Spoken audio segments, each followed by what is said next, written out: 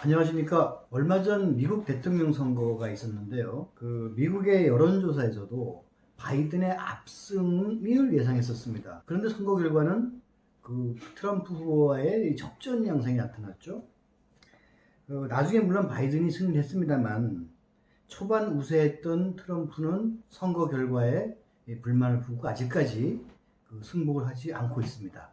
하여간 여론조사의 원조라고 할 수 있는 미국 여론조사에서도 이와 같은 문제가 생겼는데 이러던 차에 지난주는 또 국내에서도 깜짝 놀랄 여론조사 결과가 발표가 됐었습니다.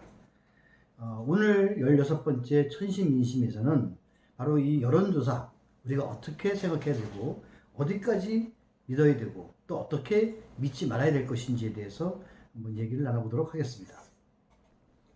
우리나라의 다음 대통령 선거는 내후년 그러니까 2022년 3월 달에 치러집니다. 지금으로 보면 16개월 정도가 남아 있는데요. 아마도 내년이 되면 신년이 밝으면 그 대통령에 출마하려는 사람들의 본격적인 대선 레이스가 아마 시작이 될 것입니다. 그런데 지난 11월 11일 발표된 여론조사 결과를 보면 차기 대통령 선거 지지도에서 깜짝 놀랄 뉴스가 보도가 되고 있습니다. 바로 윤석열 검찰총장이 20%대 중반의 지지율로 1위로 올라선 것입니다.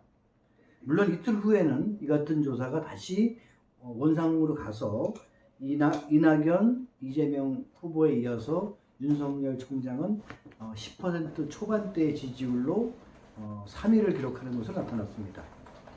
그러다 보니까 이 여론조사 정말 믿어도 될까? 이런 여론조사 신뢰도에 대한 여러 가지 의문의 목소리가 늘어나고 있는 것이 사실입니다.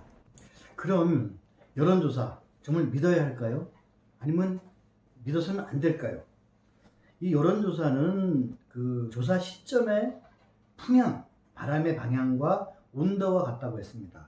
그만큼 바람이나 온도와처럼 변화무쌍하다는 것을 의미하는 것이죠.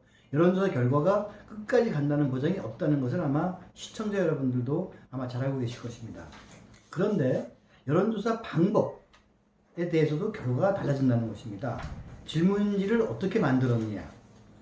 그래서 결과가 달라지는데 지난 11일 윤 총장의 깜짝 1위 여론조사 결과도 바로 이러한 질문 형태에 따른 것이 원인이다 하는 분석이 전문가들의 대체적인 의견이었습니다. 또 여론조사 방법에 대해서도 결과가 많이 달라집니다.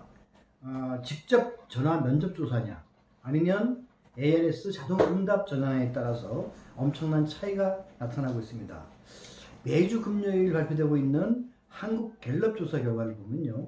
정당 지지도에서 여당과 야당의 지지도는 약 10%포인트 정도의 차이를 보이고 있는 것으로 나타나고 있는데요.